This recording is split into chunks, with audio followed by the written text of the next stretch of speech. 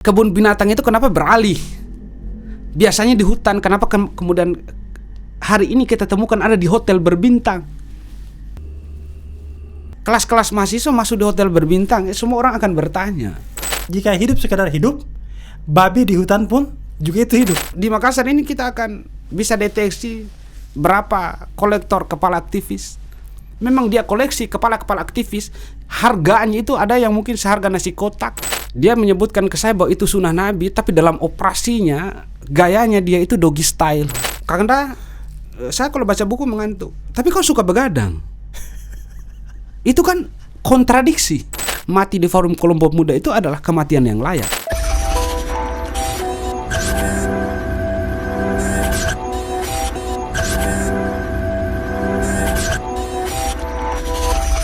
One days, one goals, one goodness. Selamat datang di Mata Pemuda. Masih bersama saya Nur Amin Saleh, tuan rumah Mata Pemuda. Di segmen kali ini kita akan membahas tentang secara eksplisit terkait mahasiswa. Dan membahas tentang mahasiswa, saya mendatangkan satu aktivis yang di lingkup mahasiswa itu tidak asing lagi, bahkan bisa dikatakan di ambang terkenal, yaitu Bung Muhammad Akbar atau biasa disebut dengan panggilan Bung Akar.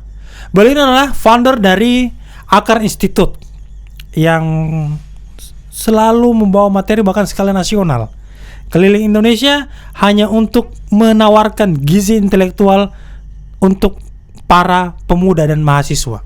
Bagaimana kabar Bung Akar? Ya, alhamdulillah sehat. Bagaimana melihat pergerakan atau dinamisasi intelektual kemahasiswaan hari ini? Bagi saya mahasiswa hari ini kurang gila. Gila? Ya. Kenapa saya sebut kurang gila? Memang karena sebenarnya seluk-beluk kegilaan itu memang itu yang dikehendaki oleh Tuhan. Tuhan menyarankan kepada kita untuk menjadi orang gila. Nah, posisi mahasiswa dia kurang gila. Makanya dari seluruh kebijakan, dari seluruh problem kehidupan sosial, tidak ada yang bisa respon dengan baik karena tingkat kegilaannya itu memang belum masuk pada tarafnya. Jadi mungkin mahasiswa terlalu senang hidup normal. Ya gitu ya. Normal seperti apa maksudnya? Dan gilanya ini perspektifnya kan pasti orang pembelajar, pembaca buku seperti Bung Akar ini memaknai kata gila itu dengan konotasi yang berbeda. Saya mungkin tertarik gitu, seperti kalimat-kalimat dalam khutbah keagamaan bahwa semua manusia sama di mata Tuhan. Ya. Tetapi satu yang membedakan, ketakwaan. Ya. Jadi term ketakwaan sebagai satu membedakan bagi saya beda dari kebanyakan itu gila. Dan memang Tuhan menghendaki itu. Tapi mahasiswa selalu memilih untuk sama seperti kebanyakan. Tidak ada yang berani memilih jalan untuk berbeda dari kebanyakan, padahal itu memang jalan yang disuguhkan oleh Tuhan untuk dilakoni oleh kita. Hidup normal tadi ya hidup seperti kebanyakan, makan, minum, jalan-jalan, beribadah, berkembang biak. Ya saya kira babi juga begitu. Maksudnya? Ya, maksudnya itu aktivitas yang dilakukan oleh babi juga. Makan, babi makan, jalan-jalan iya, berkembang biak iya, beribadah. Ada yang protes ke saya dalam satu diskusi bahwa bedanya kita dengan hewan karena kita beribadah. Dia bilang, ya semua yang ada di langit, di bumi, dan di antara keduanya itu bertasbih kepada Tuhan. Artinya apa? Bahwa babi juga beribadah, tapi jangan tanya bagaimana cara dia sholat, karena kita harus jadi Nabi Sulaiman dulu itu. Gitu. Itu saya ingat quotes Buya Hamka. Dia katakan jika kerja sekadar kerja, kera di hutan pun juga itu bekerja. Ya. Dan sebaliknya juga ada katakan jika hidup sekadar hidup, babi di hutan pun juga itu hidup. Ya. Konotasinya kurang seperti itu. Saya justru melihatnya mungkin struktur manusia, dia tidak punya struktur hewani. Karena dalam falsafah manusia itu dari tanah liat, tanah tembikar, tanah kering yang dihaluskan atau yang kita sebut sebagai lumpur, kemudian ditiupkan ruh ilahi. Artinya manusia tidak punya potensi hewani. Posisi manusia itu ketika dia hina, dia ada di bawah telapak kaki babi. Berarti kalau kita kembali ke konteks, melihat kenormalan mahasiswa hari ini, berarti ya posisinya itu tadi, bahwa dia mahasiswa, dia justru semakin memperkokoh kekaisaran lumpur karena hidupnya dengan makan, tidur, jalan-jalan, berkembang biak, beribadah, ya itu kan justru mengokohkan kekaisaran lumpur. Dia tidak punya unsur hewani. Babi lebih bermartabat bagi saya. Makanya mahasiswa kalau mau gila ya sedikit keluar dari lumpur, bergerak ya menuju, ya mungkin setingkat jadi babi. Atau di atasnya babi mungkin jadi burung gagak misalnya. Karena manusia bisa lebih mulia dari malaikat, bisa lebih hina dari hewan ternak. Itu kan soal pikiran. Iya. Artinya apa? Kegilaan itu memang harus bersumber dari pikiran. Di mana dunia pikiran adalah dunia yang tidak ada ruang intervensi di dalamnya. Saya mungkin tertarik dengan pendekatannya beberapa tokoh termasuk Nurholis Majid. Intellectual freedom, manusia memiliki kebebasan berpikir. Wahib menggunakan term free thinker, Gramsci dengan intelektual organik, Ali Shariati dengan Rauschenficht, Freire dengan intelektual berkesadaran misalnya, consciousness. Jadi semua itu tumpuannya ada pada pikiran dan orang memang harus jadi gila. Iya. Nah bagi saya mahasiswa belum memenuhi syarat jadi gila. Makanya kalau mau jadi mahasiswa yang sebenarnya ya harus gila. Berat. Saya tidak berkata-kata. Para netizen, para pemuda itu berat untuk dicerna ya. Tapi seperti inilah gaya dan diskusinya beliau. Harusnya melihat perkembangan peradaban yang sangat bergerak dengan begitu pesat, kegilaan itu harus dipelihara dengan begitu baik juga ya. Iya. Tapi bukan malah menjadi orang manusia normal atau mahasiswa yang kerjanya diatur oleh kurikulum dan sebagainya. Gila yang hilang kewarasan tentu berbeda dengan gila yang memang dalam kondisi dia waras. Ya. Kalau dia hilang kewarasan berarti aspek kesadarannya dia tidak miliki. Artinya dalam bahasa agama dia tidak punya ruhani. Tapi bagi orang yang punya ruhani maka dia membutuhkan pengetahuan di situ. Karena ya Khalifah itu sendiri atau wakil Tuhan yang memang disebut sebagai kutub kreativitas. Bagaimana dia bisa mengelola semesta dengan kreativitas tanpa pengetahuan? Pengetahuan itu diserap oleh pikiran. Makanya gila yang waras itu berbeda dengan gila yang hilang kewarasan. Ya kalau kayak di rumah sakit tadi, ya mereka yang hilang kewarasan. Jadi Anda memaknai bahwa banyak mahasiswa hari ini yang gila di tengah kewarasannya. Dia justru tidak waras, itu masalahnya. Makanya beberapa waktu lalu saya coba bikin ilustrasi bahwa aku bukan khalifah. Ya kalau saya lapar saya makan. Kalau saya ngantuk saya tidur. Kalau saya bosan saya jalan-jalan. Kalau naik libido saya ingin berkembang biak. Kalau saya dalam kondisi terpuruk ya saya mau beribadah. Tetapi itu bukan kerjaan khalifah. Itu adalah posisi status kita bagi Ali Shariati yang dia sebut sebagai being, ya sebatas adanya kita. Tapi khalifah itu adalah kutub kreativitas, to be, becoming. Bahwa di dalamnya itu terdapat kandungan pikiran. Karena akal itu berfungsi, dia menyerap pengetahuan, maka dia mengelola semesta dengan kreativitas pengetahuan. Selama kita tidak berpikir, maka kita bukan khalifah. Jadi memang posisi khalifah dengan pengetahuannya, dengan akalnya yang kemudian memproduksi akal, sebenarnya ya itu memang orang gila Dan itu khalifah. Ini memposisikan apa ya? Kondisi kemahasiswaan hari ini sangat jauh dari esensi yang sebenarnya. Iya. Saya mau membahas tentang kritisme dan krisisme mahasiswa hari ini. Tapi dengan menggunakan metafora dan berbagai pembahasan yang disampaikan, saya jadi lesu sebenarnya. Apakah lesu karena mahasiswa hari ini disampaikan kelasnya jauh lebih rendah ketimbang binatang ternak, atau dan seperti kenapa? Dikarenakan tidak gila. Terus bagaimana caranya mahasiswa hari ini tuh bisa menjadi mahasiswa yang Anda maksud? Saya mungkin ingin urutkan dalam perspektif saya bahwa pengetahuan itu adalah pengalaman. Pengalaman itu adalah pengetahuan. Ketika Anda ingin berpengetahuan, maka Anda harus punya banyak pengalaman. Karena Anda batas hidupnya hanya di lorong misalnya, batas hidupnya hanya di kos misalnya, batas hidupnya hanya kos kampus dan lain sebagainya, maka cara Anda memperbanyak pengalaman adalah dengan meminjam kendaraan lain untuk menambah pengalaman.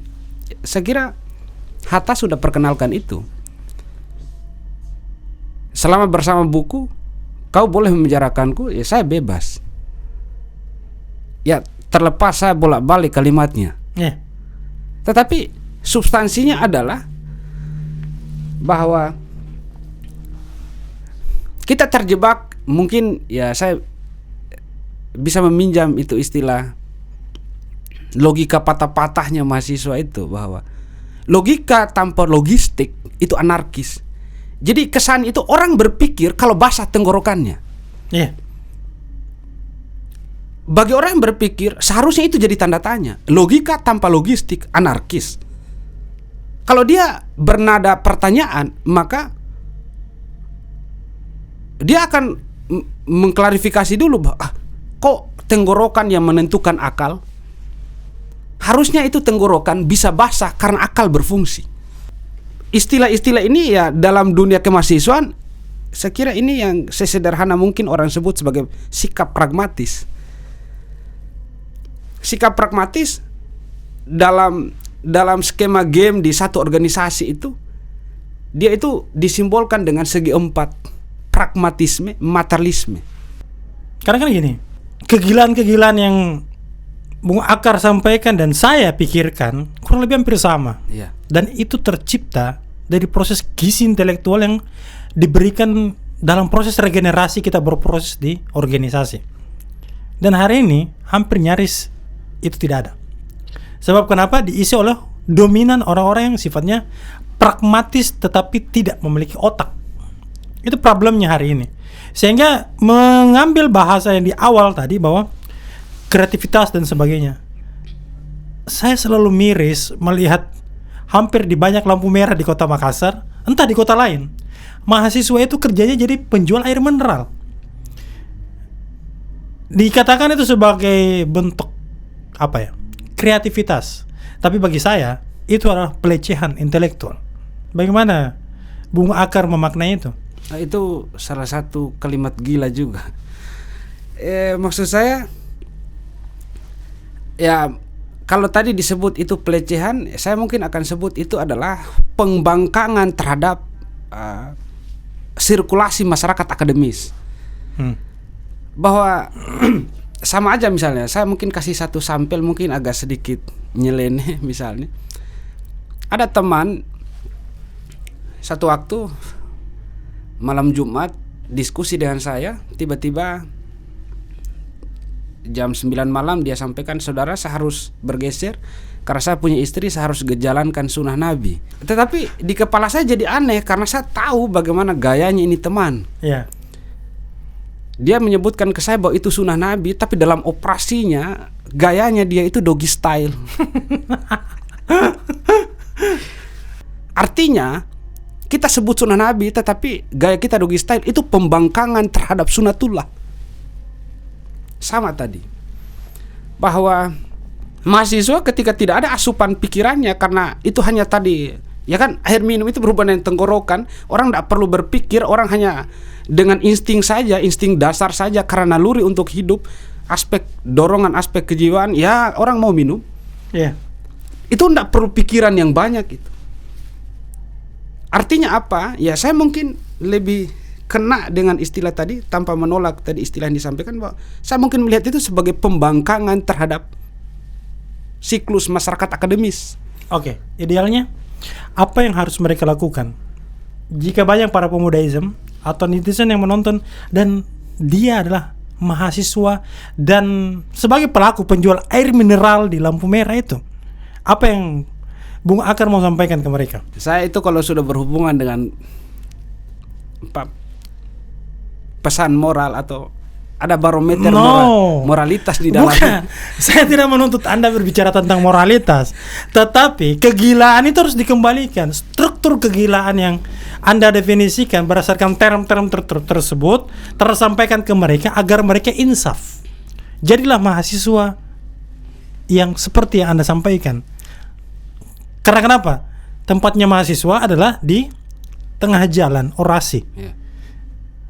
Bukan sebagai penjual air mineral di lampu merah. Kasihan dong pedagang asongan. Pekerjaan, lapangan pekerjaan itu mereka ambil atas dalih bantuan sosial. Mahasiswa tadi sudah disampaikan bahwa medan itu jalan raya. Jalan raya itu adalah medan tanpa kompromi, tanpa negosiasi. Bergeser dari jalan raya ke pinggir jalan atau yang kita sebut trotoar, itu sudah ada soal. Dari trotoar ke warung kopi itu juga sudah ada soal. Sekarang ke bintang 5.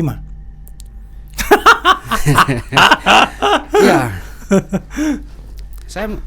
Itu termasuk juga yang kita sayangkan. Maksudnya kenapa berubah tempatnya?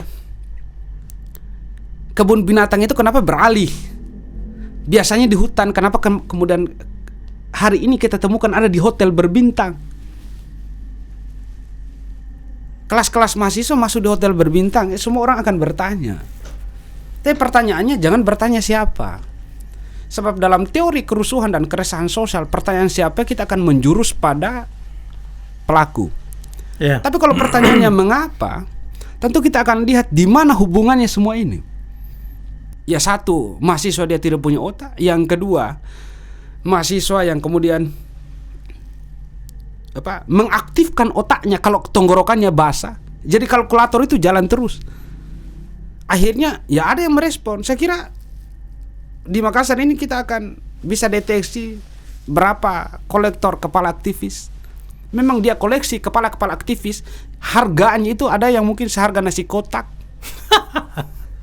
Ya mungkin harganya kemarin ya saya tidak tahu. Iya. Tapi yang pasti bahwa saya miris kenapa ada kebun binatang pindah di hotel, padahal kebun binatang itu tempatnya di hutan. Ya kalau mau jadi lumpur jangan setengah-setengah lah. Total jadi lumpur. Artinya total jadi lumpur berarti memang kita total ya benar-benar salah-salah.